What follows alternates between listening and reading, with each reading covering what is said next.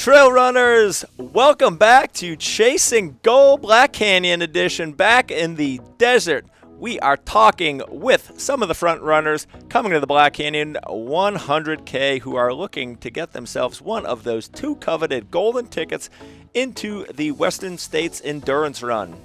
Today on the show, we have Ryan Clifford. Ryan runs with the Rabbit Elite Team and Squirrels Nut Butter. He is on an absolute tear, just win after win after win on that East Coast. Recently winning the Hudson River 50 mile in a 5:47. He won Eastern States this year. He's won the Black Hills 100. Third place at the 50K National Championship, 3:06 in the 50K.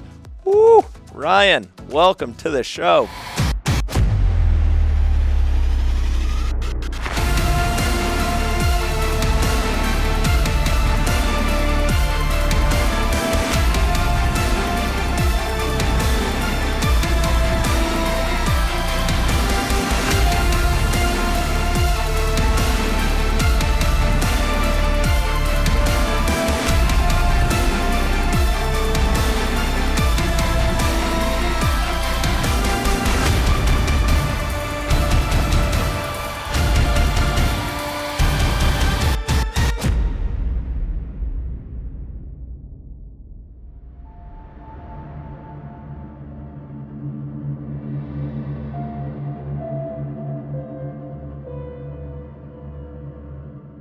Thanks for having me. Absolutely. Tell us, Ryan, where are you currently training out of? Long Island, New York. Long Island, New York. You just had that. It sounded like there was a little cold spell that back there this weekend, huh? Yeah, we had a little polar vortex. So Cool. How's the training going? Are you being able to train efficiently with all that snow and ice, or how's it going? we have not gotten snow actually at all. Oh, nice. So it's been pretty nice, but yeah, I would say training's going pretty well. Been able to switch things around. I was doing a lot of longer efforts in the fall, so I had to kind of switch my training around and switch to some of the faster stuff, get some track workouts in. And I've been doing a lot of runs at 100K pace, trying to kind of get used to that. I love that I just heard this. I love that I heard 100K pace. So many athletes, even some athletes that are at the top of our sport, when you say 100K pace, you say it to someone, a lot of people just don't quite understand that there are differences in 50-mile pace, 100-mile pace. It's not just run and see what happens. That's what elite athletes do. They try to dial in. All right, what can I sustain for this distance? How much food do I need? And then I'm guessing from week to week in these long runs, you're probably figuring out, all right, like what's working, what's not working. Cool. That's great to hear. Well, let's go back. Let's talk about, like I said, October 1st, you ran 5:47 in the 50 mile, so that's obviously flying. A lot of 100-mile wins recently. You are on quite the winning streak. Talk us through how training, like you said, for this race, what does the last, say, 6 or 8 weeks look like? How many days are you running? What does the volume look like? What kind of workouts? Yeah, so I would say I probably started this training block at like the middle part of December, just based off of how the fall went. Took a little bit of downtime, but I've been running every day. I built up from like 70-mile weeks, and I was only able to get to I think my highest week was 115, which is a little less than I would typically do for like a longer effort like this, but it's mostly just been crazy with work and trying to balance, of course, the running and all that. But I've been focusing more on like the quality miles, so it hasn't been like too bad, and it's been nice to be able to dial those miles in and do less recovery miles than what I'm used to. And I think I have the base just from all the recent runs that I've been doing, so I'm not too concerned about that.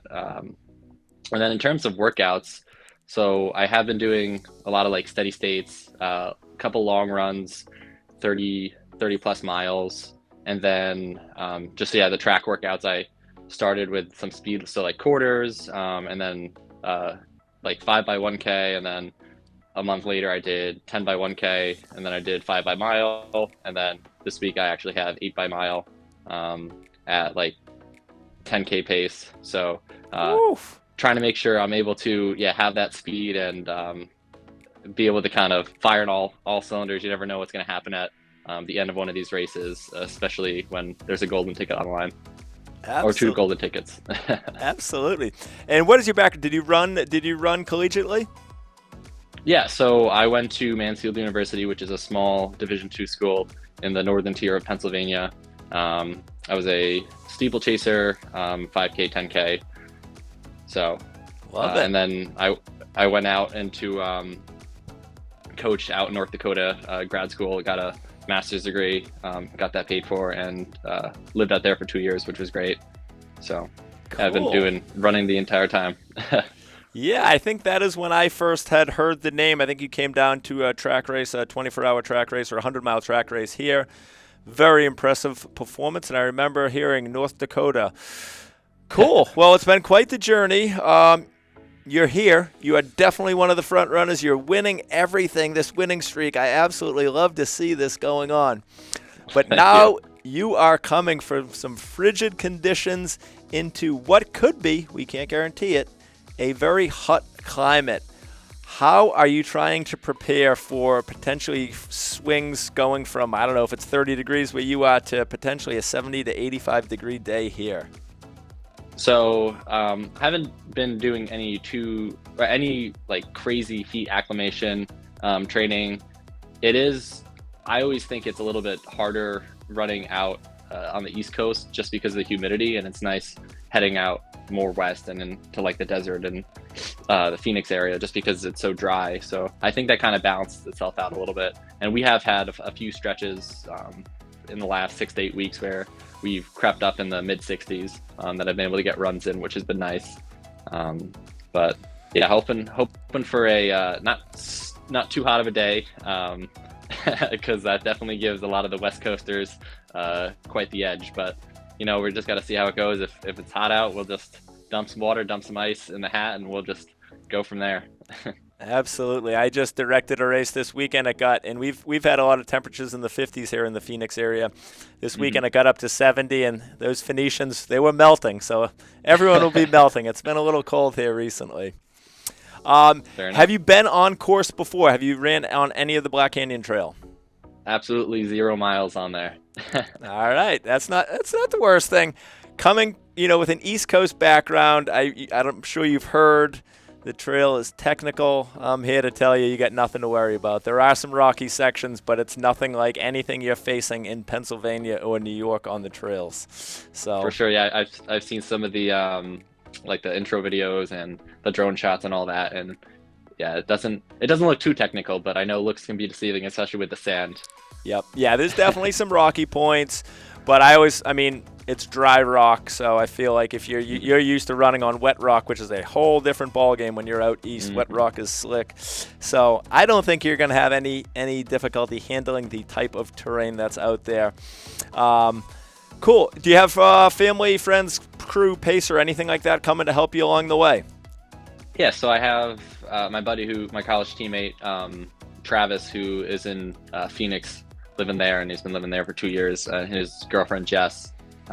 They'll be crewing, and then Travis is actually going to jump in at, I think, 38 miles that you can jump in to have a pacer. And the goal is to drop him at about 20 miles, but we'll see. And then, just taking it on there and kind of see what happens. Sure. And walk us through the race day hydration and nutrition plan. What's in your bottles? How are you getting all those calories in? What does that look like? Yeah, so I'll be wearing the Salomon, I think it's a 12 vest, and one of the Nalgene's will have water, the other will have a Tailwind mix of probably berry flavor. And then hopefully get some of that refilled at aid stations. And then for like fluid or for like solids, I've been kind of doing a new fueling strategy with more like dried fruit and stuff that I'm able to digest, to kind of throughout the day, because I try not to not stop eating right away, because if you stop eating right away, I've had some issues where my stomach will just shut down, and then I'm bonking in 3-4 hours or whatever it is. Luckily, this is a shorter race, so that's not too much of a concern for me. But if I could get solid foods in for like 4 hours, that would be perfect. And then mixing it up with goos, the strawberry banana, like liquid ones, which are nice, every like 45 minutes or so. And then if I see something at an aid station that looks good, I might get something, switch it up, but it totally just depends on how I'm feeling. Sure. And let's think about the gun's about to go off, right? You are surrounded by a lot of competitive athletes. If you've seen the race go off, I'm going to tell you have 3 miles of road section, and that generally goes out pretty quick. What are you telling yourself before the gun goes off? Are you going to be someone that's out with that front pack? Are you going to run your own race no matter where that puts you? How do you kind of decide how the race starts and where you're going to be in position? Yeah, so my big thing with like a race like this, especially with such a deep elite field, is going out and not leading like the race. I've had that the last couple races. I've been leading for a majority of the race, so I'm trying not to do that, and I think that would help me get through the race a lot easier. So I'd like to be off the back of the lead pack for probably like at least 30 miles. But then definitely negative splitting. At the Hudson River 50, I was able to get, it was 2 25-mile loops. I was able to negative split that by like 10 minutes, which is really nice. So hopefully looking to do something similar to that at this race. And I know with the terrain, it might be a little difficult, but you never know with how things are. And especially if, I'm catching a person here, catching a person there, it's kind of like getting those power-ups in Mario Kart. Absolutely. So that's always how I look at it. Yeah, it's always, at least in my opinion, better to be the huntee and instead of being the hunted. And I had a very similar strategy. I knew I wanted to run very fast in the second half last year. I remember I finished the race. When I got to my phone, Strava had alerted me that I had ran the fastest from Black Canyon City to the finish line. And then I got an alert about a minute later when Jeff Colt came in third place and told me that Jeff Colt had just taken my crown. We both got golden tickets, but it was pretty cool that that was my plan. I wanted to be the fastest athlete from Black Canyon to the finish line, and it worked until Jeff came in, but we were both rewarded with tickets that year, so that was great. Yes. Yeah, that was pretty cool.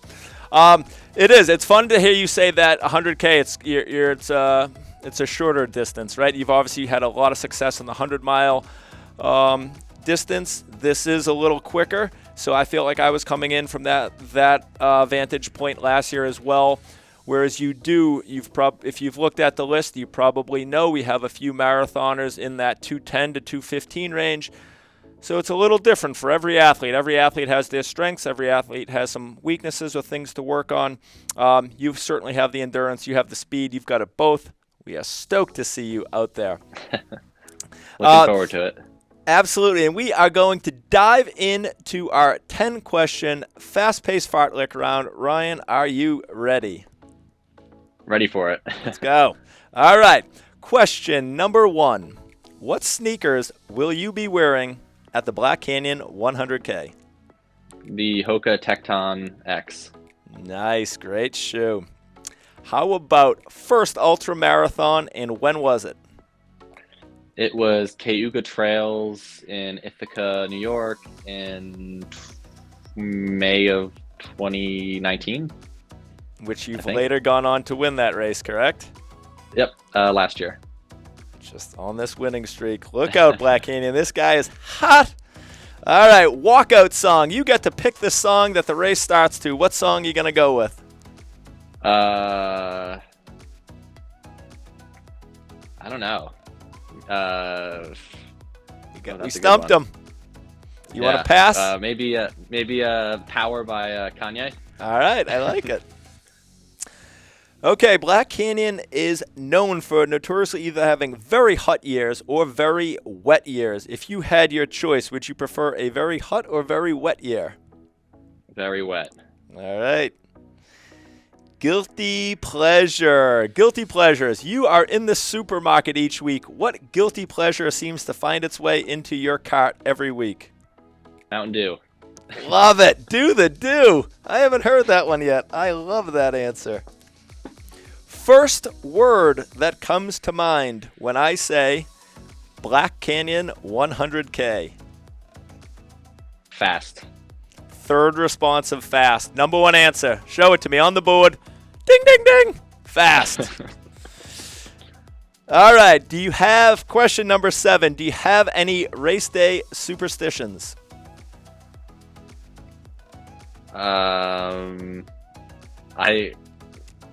If I don't eat a banana like before the start of the race, then I always feel like there's stomach issues. So eat a banana before the start of the race. Love it.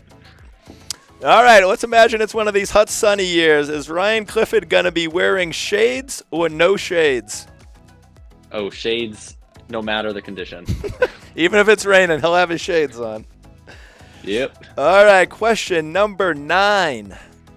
Do you have any secret weapons you are going to use in the second half of the race? Maybe music. Okay, fair enough.